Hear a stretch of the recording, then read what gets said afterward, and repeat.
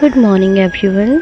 आज हम लोगों का नेक्स्ट डे है और उसके अकॉर्डिंग हमें सुबह बर्ड वॉचिंग के लिए निकलना था। तो अभी करीब करीब 6 बज रहे हैं और हम लोग रेडी हैं बर्ड वॉचिंग के लिए। एक बहुत ही खूबसूरत सुबह। और ये देखिए पेड़ के ऊपर इन्होंने ना एक हट शेप में वुडन से बनाया हुआ है और यहाँ पर चार्जिंग पॉइंट दिया है। यहाँ पर आप फ़ोन कनेक्ट कर सकते हैं और अपना फ़ोन चार्ज कर सकते हैं। सो हम रेडी हैं बर्ड वॉचिंग के लिए और ये है वो बुक जिसके थ्रू वो हमें जो भी इंफॉर्मेशन है वो देने वाले हैं। Well he knows a lot about birds. चलिए बर्ड्स के बारे में मेरे साथ आप कुछ जानकारी लीजिए। विलेजेस लोगों के साथ भी रहना पसंद करते हैं। जो लोकल गांव के लोग होते हैं उनके आसपास रहने वाली बर्ड्स जो होती हैं वो अलग होती हैं, और जो फॉरेस्ट में रहते हैं वो अलग होती हैं।